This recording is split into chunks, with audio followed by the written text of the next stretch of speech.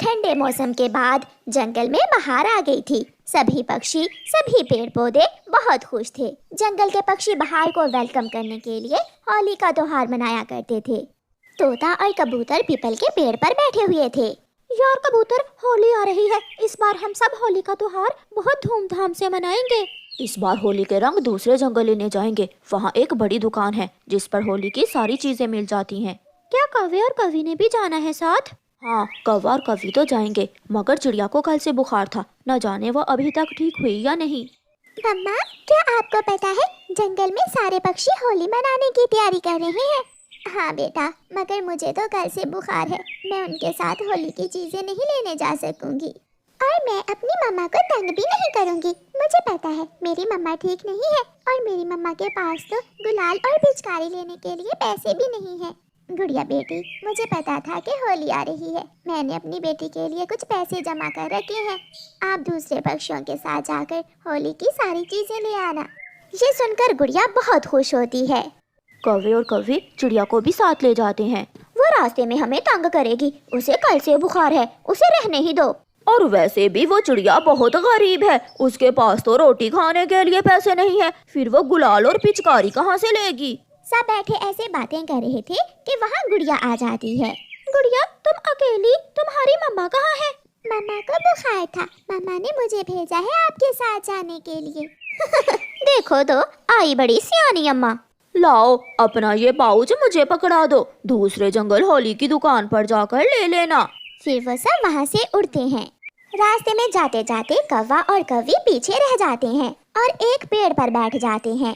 गोरी, लो जल्दी जल्दी से उसे छोटी चिड़िया के पाउच को खोलकर इसमें से पैसे निकाल लो। दिखने में बहुत गरीब लगती है वो चिड़िया, और देखो तो कैसे अपनी बेटी को पूरा 500 देकर भेजा है होली की चीजें लेने। गोरी गुड़िया के पाउच से 500 रुपए निकालकर उसका पाउच खाली कर देती है और वो दोनों पति पत्नी दूसरे पक्षियों के पीछे पीछे उड़ते हैं। मुझे वो बड़ी वाली पिचकारी दो। हम सब गुलाल इकट्ठे खरीद लेते हैं और वापस जाकर आपस में बांट लेंगे। कौवा और कवि भी दिल खोलकर होली की चीजें ले रहे थे, क्योंकि उन्होंने गुड़िया के पाउच से भी पैसे निकाल लिए थे। अंकल, ये गुलाल की डिब्बी और मुझे वो छोटी पिचकारी दे दो। और अंकल, मुझे नए शूज भी दो।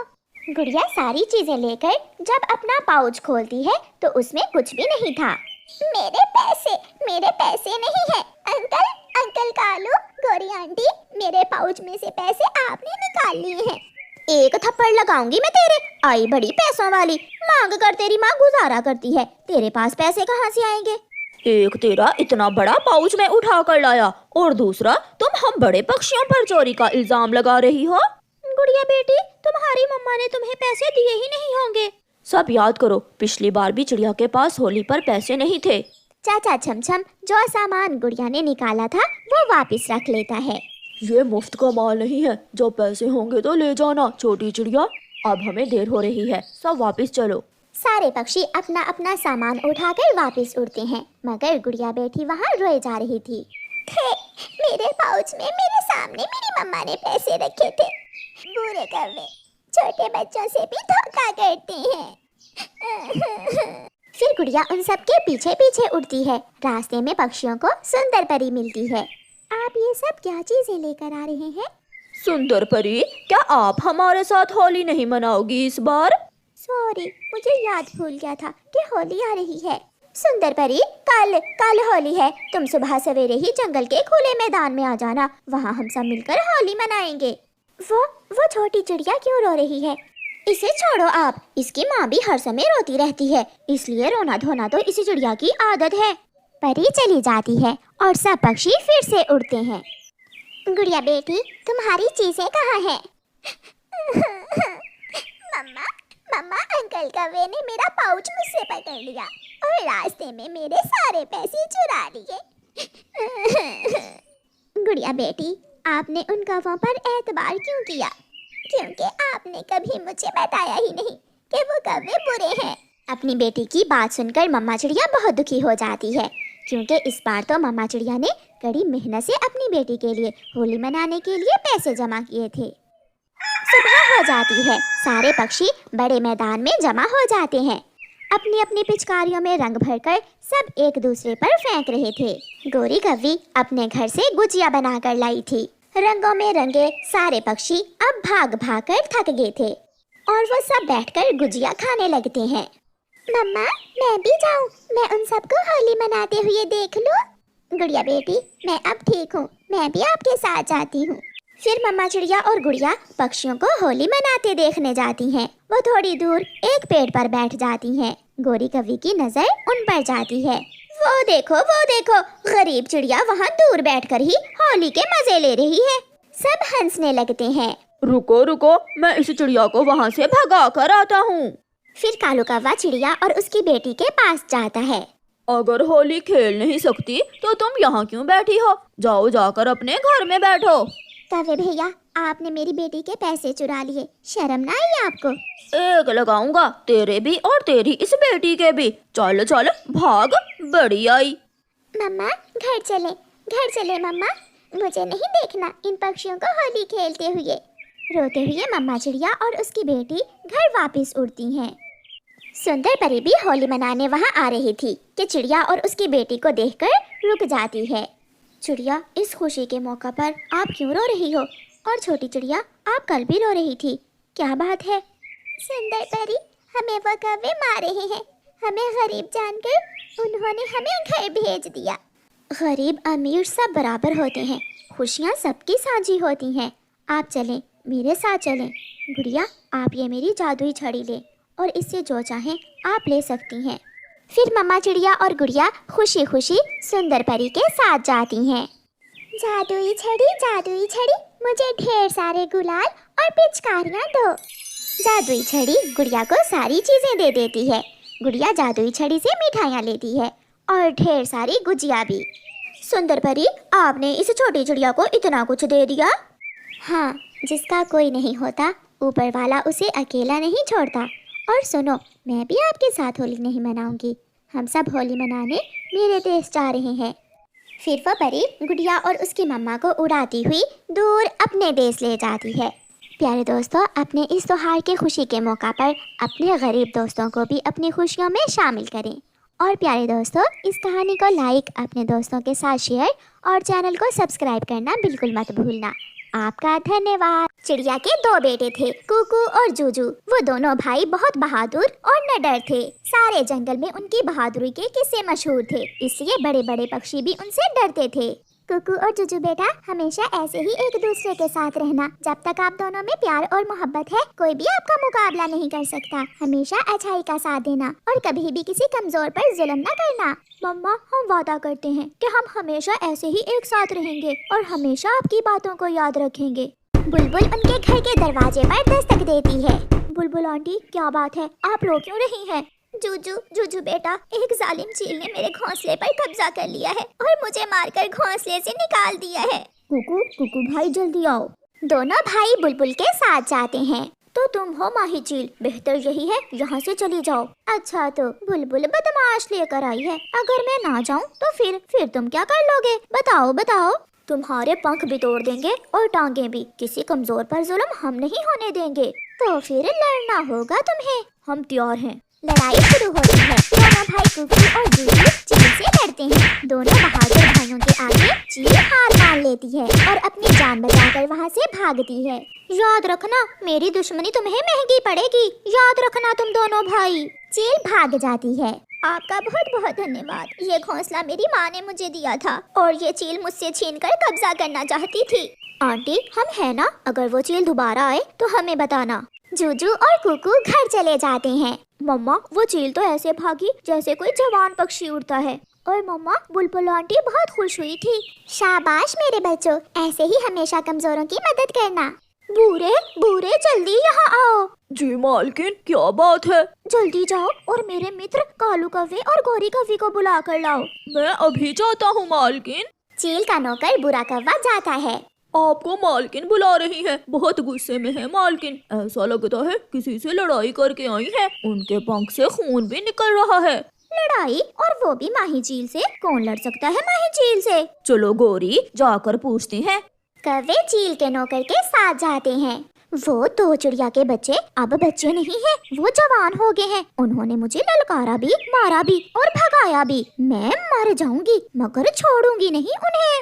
जूजू और कुकू सहेली वो हैं तो चिड़िया के बच्चे, मगर वो बहुत बहादुर हैं। हम में से कोई भी लड़ाई में उन दोनों भाइयों से जीत नहीं सकता। गौरी, मुझे तब तक सुकून नहीं मिलेगा जब तक मैं उनसे बदला नहीं ले लेती। माही चील, हौसला रखें, शांत हो जाएं। हम कौवे हैं ना, उन्हें ताकत से नहीं बल्कि दिमाग से मारना होगा। क्या करना होगा मैंने सब सोच लिया है। चील सहेली, आप चिंता न करें, हमें कुछ समय दें सोचने के लिए। मैं ज्यादा इंतजार नहीं कर सकती। गोरी और कालू चले जाते हैं। रात हो जाती है। कालू गोरी से कहता है, गोरी, सबसे पहले उन दोनों भाइयों को एक दूसरे से अलग अलग करना होगा, और जब वो अलग हो जाएंगे तो उनकी ताकत भी बढ़ जाएगी और फिर हम उन्हें आसानी से मार सकते हैं। कालू जी, उन्हें अलग अलग कैसे करना है ये तुम मुझ पर छोड़ दो। दूसरे दिन गोरी कौवी अपनी सहेली पिंकी चिड़िया के पास जाती है। जूजू बड़ा है और कुकू छोटा। अगर तुम जूजू को अपने जाल में फंसा लो तो उन्हें अलग अलग करना बहुत आसान होगा। अगर चील तुम्हारी सहेली है तो तुम मेरी सहेली हो। ये काम मैं करूँगी, जरूर करूँगी। जूजू नदी पर बैठा हुआ था। पिंकी वहाँ आती है। सुना है तुम बहुत बहादुर हो। कौन है आप? मैं सागर वाले जंगल से आई हूँ। आपके बारे में बहुत सुना था, सोचा आपको देख कर आऊँ। वैसे आप बहादुर होने के साथ साथ बहुत सुंदर भी हैं। आपका लाल पीला रंग भी कम नहीं है, आप भी बहुत सुंदर हो। तो फिर क्या तुम मुझसे दोस्ती करोगे? आप जैसी सुंदर चिड़िया से कौन दोस्ती नहीं करेगा। चलो मैं आपको अपने जंगल की सैर करवाती हूँ। मगर भाई कुकू साथ नहीं है, वो अकेला होगा। मेरी दोस्ती तुमसे हुई है, तुम्हारे भाई से नहीं, पागल। चलो। पिंकी जूजू को अपने साथ ले जाती है। ये झरना मीठे पानी का झरना है। मैं हर रोज यहाँ आती हूँ। क्या आपको फूल पसंद है? मुझे गुलाब के फूल बहुत पसंद हैं। कल आप यहाँ आना, मैं आपके लिए गुलाब का फूल लेकर आऊंगी। मम्मा, जूजू भाई आज ना जाने कहाँ है। जूजू पहले तो कभी इतनी देर तक घर से बाहर नहीं रहा, कहाँ जा सकता है वो। जूजू भी घर आ जाता है। जूजू भाई, आप कहाँ थे? मैं किसी काम से सागर वाले जंगल गया था।